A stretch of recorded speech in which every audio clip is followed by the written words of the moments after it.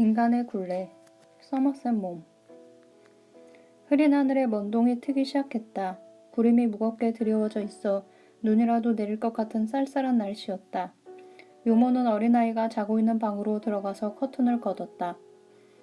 그리고 휘칠을 한 건너집을 창너머로 무심히 바라본 다음 아이의 침대로 갔다. 일어나요 도련님, 유모가 말했다. 그녀는 이불을 들치고 아이를 팔에 안고서 아래층으로 내려갔다. 아이는 아직 잠이 덜 깨어 있었다. 어머니께서 부르십니다. 유모가 또 말했다. 아이를 안고 그녀는 아래층 방문을 열고 한 부인이 누워있는 침대로 갔다. 그 부인은 아이의 어머니였다. 부인은 두 팔을 벌려 아이를 자기 곁에 포근히 누였다. 아이는 왜 자기를 깨웠느냐고 묻지 않았다. 부인은 아이의 눈에 키스를 하고 야윈 손으로 플란넬 잠옷을 입은 아들의 따뜻한 몸을 어루만지고는 가슴에 꼭 껴안았다. 아가 졸립지? 어머니가 물었다. 흡사 멀리서 들리는 소리처럼 가느다란 약한 목소리였다. 어린 아들은 대답도 없이 그저 좋아하며 싱글벙글 웃기만 했다. 어머니 품 안에 안긴 것이 흐뭇했던 모양이다.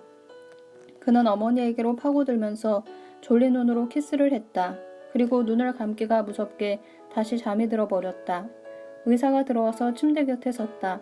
이 애를 좀 더 데리고 있을 수 없을까요? 어머니는 괴로운 목소리로 말했다. 의사는 대답도 없이 엄숙한 표정으로 부인을 바라보았다. 부인은 오랫동안 아들을 곁에 두지 못할 것을 알고 다시 한번 키스했다. 그리고 한 손으로 아들의 몸을 쓰다듬어 내려가서 오른쪽 발을 잡고 조그마한 5개의 발가락을 어루만졌다. 그리고 천천히 왼발로 손을 옮겼다. 마침내 부인은 흐느껴 울기 시작했다. 왜 그러세요? 피곤하십니까? 의사가 물었다. 부인은 말할 기력조차 없어 고개만 끄덕일 뿐이었다. 눈물이 뺨에 흘러내렸다. 의사는 말했다. 이제 아이를 데려가야겠습니다. 부인은 너무나 기진맥진해서 막을 수가 없었으므로 의사의 요구대로 어린 아들을 내주었다. 의사는 아이를 안아 유모에게 넘겨주면서 말했다. 아이를 침대에 도로 데려다 뉘어요. 네, 그러겠어요. 아직 자고 있는 아이를 안고 가버리자 어머니는 가슴이 미어질 듯 흐느껴 울었다. 가엾은 것, 저 애는 어떻게 될까요? 간호사는 부인을 진정시키려 했다. 부인은 지쳐서 울음을 그쳤다. 의사는 방 맞은편에 있는 테이블로 갔다. 그 위에는 사선화가 타월에 덮여 있었다. 그는 타월을 들치고 들여다보았다. 휘장에 가려져 침대에서는 의사가 보이지 않았지만 부인은 그가 무엇을 하고 있는지 짐작할 수 있었다. 계집아이였어요? 사내아이였어요? 부인은 간호사에게 속삭이듯 물었다. 사내아이였어요. 부인은 아무 말이 없었다. 이때 유모가 침대로 돌아왔다. 도련님은 아직도 자고 있어요. 유모는 부인에게 말했다. 잠시 침묵이 흘렀다. 의사는 환자의 맥을 또 한 번 짚으며 말했다. 지금 당장은 별일이 없을 것 같습니다. 아침을 먹고 다시 오겠습니다. 유모는 의사를 따라 나왔다. 그들은 잠자코 현관으로 걸어갔다. 의사는 발을 멈추며 물었다. 아이의 백부에게 기별했나요? 네. 몇 시쯤 여기 오게 됩니까? 글쎄요. 전보를 기다리고 있는 중이에요. 어린애는 어떻게 하겠소? 내 생각에는 당분간 딴 곳에 보내는 게 좋을 것 같은데요. 미스 월킨이 데려간다고 했어요. 누굽니까 그 여자는? 그의 대모지요. 그런데 마님은 회복할 수 있을까요? 의사는 고개를 가로저었다.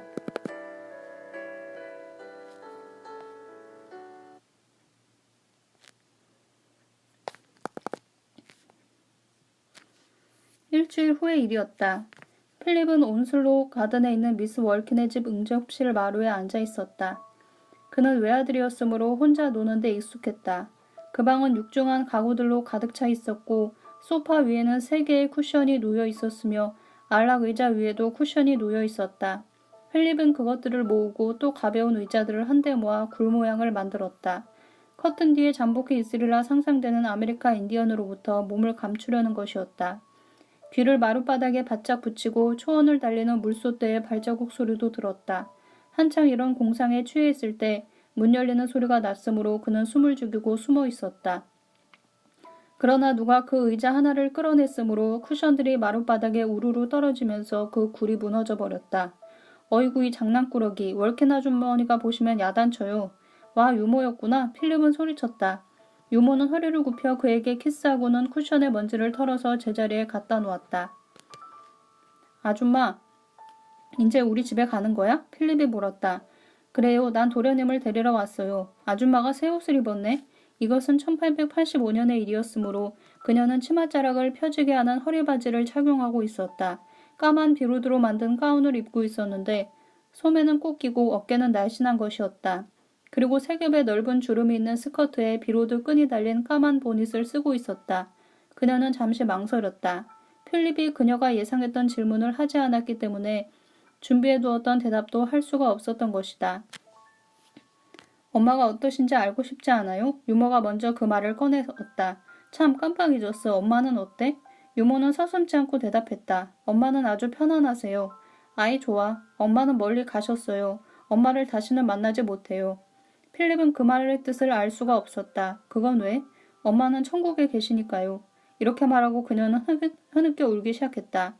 필립은 무슨 영문인지 모르면서 따라 울었다. 유모 에마는 키가 크고 몸집이 큰 편이었다. 그녀는 데본셔 출신으로 런던에 온 지 여러 해가 되었으나 아직껏 그곳 사투리를 버리지 못했다. 눈물이 흐를수록 더욱더 감정에 북받쳐서 그녀는 어린 필립을 가슴에 꼭 껴안았다. 그녀는 이 세상에서 유일한 헌신적인 사랑, 즉 어머니의 사랑을 빼앗긴 필립이 치근하게 생각되었다. 더욱이 그가 낯선 사람의 손에 맡겨질 것을 생각하니 더 한층 가엾게 여겨졌다. 잠시 후 그녀는 정신을 가다듬었다. 윌리엄 큰아버지께서 기다리고 계세요. 어서 가서 월킨 아주머니에게 인사하고 집으로 돌아가요. 유모가 말했다. 인사하고 싶지 않아. 필립은 본능적으로 눈물을 감추려고 하면서 대답했다. 그럼 그냥 가요. 2층에 가서 모자나 가져와요. 필립이 모자를 가지고 내려왔을 때 에마는 현관에서 그를 기다리고 있었다. 필립은 식당 뒤 서재에서 새어나오는 이야기 소리를 듣고 발을 멈추었다. 그것은 미스 월킨과 그녀의 언니가 친구들과 가엾게 여겨주려라고 생각했다. 아줌마 나 들어가서 월킨 아줌마께 인사하고 올게. 그래요 그러는 게 좋을 거예요. 아줌마가 먼저 들어가서 내가 왔다고 일러줘요. 그는 기회를 최대한으로 이용하려 했다. 에마는 노크를 하고 안으로 들어갔다. 에마의 이야기 소리가 새어나왔다. 필립 도련님이 작별 인사를 하겠답니다. 부인들은 하던 이야기를 멈추고 벼랑간 잠잠해졌다. 필립은 절뚝거리며 방 안으로 들어갔다. 헨리에타 월킨은 불구스름한 얼굴에 머리털을 물들인 억세게 생긴 여자였다. 그 시절에는 머리털을 염색한다는 것은 여러 가지 무류를 자아내던 때였다. 필립은 그의 대모 월킨 아주머니가 머리를 물들였을 때 집안 사람들이 이러쿵저러쿵 수군거리는 것을 들은 일이 있었다. 미스 월킨은 불만 없이 늙어가는 그녀의 언니와 같이 살고 있었다. 그 서재에는 필립이 알지 못하는 두 부인이 있었다. 그들은 호기심에 가득 찬 눈초리로 필립을 바라보았다. 아이 가엾어라. 미스 월킨은 두 팔을 벌리며 말했다. 그녀는 울기 시작했다. 필립은 월킨 아주머니가 왜 점심시간에 보이지 않았으며 검은 옷을 입고 있었는지 그제야 알 수 있었다. 미스 월킨은 무엇라고 더 말할 수가 없었다. 전 집에 가야겠어요. 마침내 필립이 말했다. 그는 미스 월킨의 팔에서 빠져나왔다. 그녀는 그에게 또 한 번 키스를 했다. 필립은 그녀의 언니에게 작별 인사를 했다. 낯선 부인 중에 하나가 그에게 키스를 해도 좋으냐고 묻자 필립은 엄숙한 표정으로 승낙했다. 울면서도 필립은 이 방 안의 분위기를 은근히 만족스럽게 생각하고 있었다. 그래서 그는 사람들이 모두 자기를 동정해주는 이곳에 좀 더 있고 싶었다. 그러나 모두가 자기가 떠나주기를 바라는 듯한 눈치였기 때문에 에마가 기다리고 있다는 핑계로 밖으로 나왔다. 에마는 그동안 친구와 이야기하느라고 지하실로 내려가 있었다. 필립은 층계참에서 에마를 기다렸다. 헨리에타 월킨 데모의 목소리가 들려왔다. 그의 어머니와 나는 절친한 사이였어. 난 그의 어머니가 죽었다는 것을 생각하면 정말 견딜 수가 없어. 헨리에타, 너는 장례식에 가지 않는 게 나을 뻔했어. 내 마음만 상하게 했잖아. 헨리에타의 언니가 말했다. 그러자 낯선 부인 중 한 사람이 입을 열었다. 저런 가엾은 애를 어떡하누. 이 세상에 그애 혼자 남았으니 정말 불쌍해. 더구나 그 애는 다리를 절던데. 그래, 그 애는 절름발이야. 그게 그의 엄마의 제일 큰 슬픔이었다오. 이때 에마가 돌아왔다. 그들은 마차를 불러 타고 마부에게 그들이 갈 곳을 일러주었다. 그들이 집에 도착했을 때는 이미 캐리 부인의 장례를 치른 후였다. 그 집은 노팅힐 게이트와 켄싱턴 하이웨이 사이의 한산한 거리에 있었다. 에마는 필립을 응접실로 데리고 갔다. 필립의 백부는 장례식 때 화환을 보내준 분들에게 감사의 편지를 쓰고 있었다. 장례식에 미처 도착하지 못한 화환 하나가 마분지 상자에 담긴 채 테이블 위에 놓여 있었다. 필립 도련님이 오셨어요. 에마가 캐리 씨에게 말했다. 캐리 씨는 슬그머니 일어나 어린 조카의 손을 잡고 악수를 했다. 그리고는 잠시 생각하더니 다시 허리를 굽혀서 필립의 이마에 키스를 했다. 그는 보통 키보다 약간 작고 뚱뚱한 편이었으며 대머리를 감추기 위하여 기다란 몇 개의 머리카락을 빗어넘기고 있었다. 그의 말끔하게 면도를 한 균형 잡힌 얼굴로 보아 젊은 시절에는 미남이었으리라고 상상할 수 있었다. 그의 시계줄에는 황금 십자가가 달려 있었다. 필립, 넌 이제부터 나하고 같이 살게 된다. 어떠냐? 좋지? 캐리 씨가 물었다. 2년 전 마마가 유행할 때 필립은 백부의 목사관에 가서 지낸 적이 있었다. 그러나 그의 머리에 남은 것은 백부나 백모 생각보다는 오히려 다락방과 넓은 정원뿐이었다. 네, 이제부터 너는 나와 루이자 큰어머니를 너의 아버지와 어머니처럼 생각해야 해. 필립은 입술을 가볍게 떨며 낯을 붉혔으나 아무 대답이 없었다. 너의 어머니가 너를 내게 맡기셨단다. 캐리 씨는 이 말을 하기가 퍽 거북했다. 하기야 그의 계수가 위독하다는 소식을 듣고 서둘러서 런던으로 떠나기는 했지만 오는 동안 내내 계수가 죽고 자기가 그 아들을 맡아서 기르게 된다면 자기 생활이 여러 가지로 어지러워지지는 않을까 하는 염려밖에는 없었다. 그는 이미 나이가 50이 훨씬 넘었고 결혼한 지 30년이 되었지만 아내는 여태껏 아이를 낳지 못했다. 이런 집에 원치 않은 사내아이 하나가 들어와 버릇없이 소란하게 굴 것을 생각하니 기분이 좋을 리가 없었다. 더욱이 그는 계수에게 호감을 가져본 적이 없었다. 넌 내일 나와 함께 블랙스테이블로 가야 한단다. 에마 아줌마도 가나요? 필립은 에마의 손을 살며시 끌어당겼다. 그러자 에마는 그의 손을 꼭 쥐어주었다. 아니야, 에마는 집으로 돌아가야 해. 싫어요. 난 에마 아줌마와 같이 갈래요. 필립은 흐느껴 울기 시작했다. 에마 또한 울음을 참을 수가 없었다. 캐리 씨는 어쩔 수 없다는 듯 그들을 바라보고만 있었다. 필립과 단둘이 있고 싶으니 잠깐 나가주었으면 좋겠소. 네, 그렇게 하지요. 필립이 떨어지지 않으려고 매달렸지만 에마는 가만히 그를 떼어놓았다. 캐리 씨는 필립을 두 팔로 안아 무릎 위에 앉혔다. 울면 못 쓴다. 내겐 이제 유모가 필요 없어. 이젠 학교에 갈 것도 생각해야지. 그래도 에마 아줌마와 같이 있고 싶어요. 아이가 되풀이하였다. 필립, 그러려면 돈이 너무 많이 들어. 너의 아버지가 남기고 간 돈은 조금밖에 안 된단다. 그것도 앞으로 어떻게 될지 몰라. 넌 이제부터는 한 푼이라도 헛되게 써서는 안 돼. 캐리 씨는 이틀 전에 가정고문 변호사를 방문했었다. 그의 아우인 필립의 아버지는 경험 많은 유명한 외과 의사였으며 완벽한 병원 시설은 그의 경제적 기반이 확고하다는 것을 보여주고 있었다. 그러나 그가 폐혈증으로 급사한 뒤 그 자신의 생명보험료와 새놓은 브루톤과의 집 이외에는 거의 한 푼도 미망인에게 물려주지 않았다는 것은 적이 놀라운 사실이 아닐 수 없었다. 이것은 6달 전의 일이었다. 그때 이미 몸이 허약해진 데다가 어린애까지 가졌다는 것을 알게 된 개수 캐리 부인은 새 집을 얻겠다는 사람이 나타나자 생각 없이 승낙해버렸다. 부인은 가구를 창고에 넣어두고 어떻든 어린애가 출생할 때까지 불편이 없도록 하기 위하여 부당하게 비싼 집세를 주고 가구가 딸린 작은 집을 1년 기한으로 빌렸다. 그녀는 여태껏 금전을 다루는 데 익숙지 못했으므로 돌변한 환경에 맞추어 생활비를 조절할 수가 없었다. 그리하여 가졌던 돈도 이럭저럭 다 써버리고 그래서 모든 비용을 청산하고 나자 조카 필립이 성장해서 생계를 유지할 수 있을 때까지의 양육비로 남은 것은 겨우 2,000파운드에 지나지 않았다. 그렇다고 해서 이 모든 사정을 어린 필립에게 이야기할 수도 없는 일이었다. 더구나 지금 필립은 아직도 훌쩍훌쩍 울고만 있었다. 이제 에마 아줌마에게 가봐라. 캐리 씨는 에마가 누구보다도 더 잘 이해를 달랠 수 있으리라고 생각하였던 것이다. 잠자코 필립은 백부의 품에서 빠져나왔다. 그러나 백부는 다시 필립을 불러 세웠다.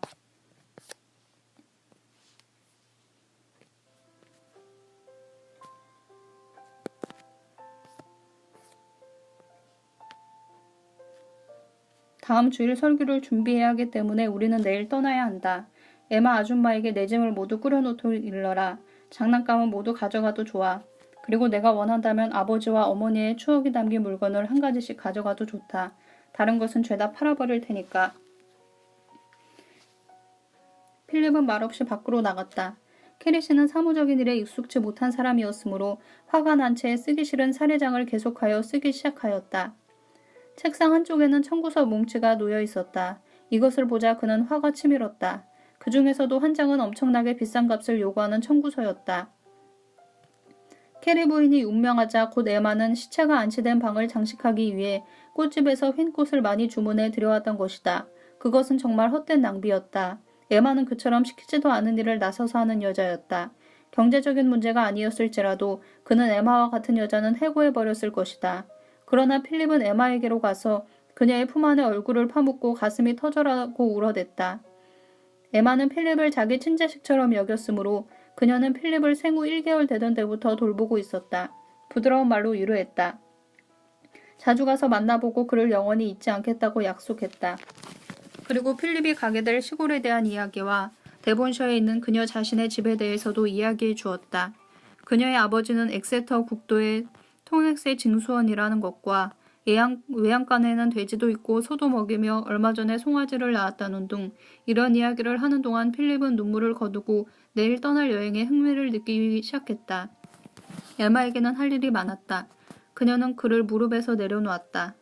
그리고 그의 옷을 침대 위에 늘어놓고 챙기기 시작하자 필립도 거들었다. 그리고 그녀는 장난감을 모아오라고 필립을 육아실로 보냈다. 그는 거기서 한참 동안 재미있게 놀았다.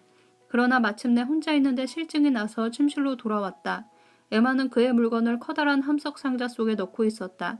그때 그는 아버지와 어머니의 추억이 담긴 물건을 가져가도 좋다고 한 백부의 말이 생각났다. 필립은 무엇을 가져가는 것이 좋겠냐고 에마에게 물었다. 응접실에 가서 마음에 드는 걸 골라오세요. 윌리엄 큰아버지가 거기 계셔. 괜찮아요. 거기 있는 건 아직은 모두 도련님 거예요. 필립이 천천히 아래층으로 내려가 보니 문이 열려 있었다. 캐리 씨는 그 방에 보이지 않았다. 필립은 이리저리 다니며 살폈다. 이 집에 온 지 얼마 되지 않았기 때문에 특별히 그의 흥미를 끄는 것은 없었다. 그것은 낯선 사람의 방이었고 필립의 마음에 드는 것은 아무것도 보이지 않았다. 그러나 어느 것이 어머니의 것이며 어느 것이 집주인의 것인가를 그는 잘 알고 있었기 때문에 언젠가 어머니가 좋아한다고 하신 조그마한 탁상 시계를 선택하기로 했다. 그는 시계를 가지고 우울한 기분으로 2층으로 올라갔다. 필립은 어머니가 누워있던 침실 문 앞에서 발을 멈추고 귀를 기울였다.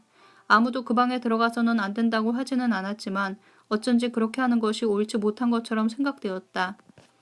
그는 약간 무서웠다. 가슴이 불안하게 뛰었다.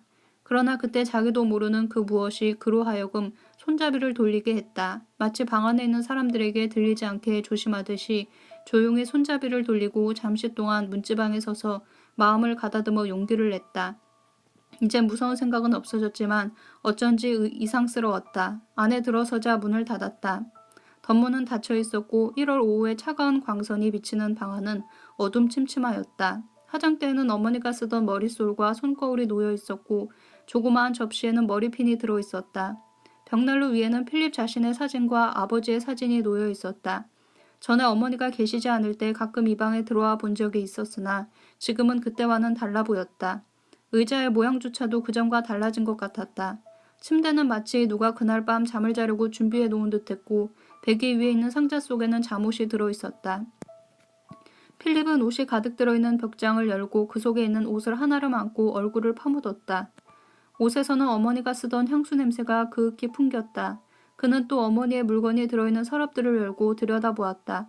거기에는 리넨 의류 속에 라벤더 향수가 든 주머니가 있었고 라벤더 향기는 아직도 상쾌했다.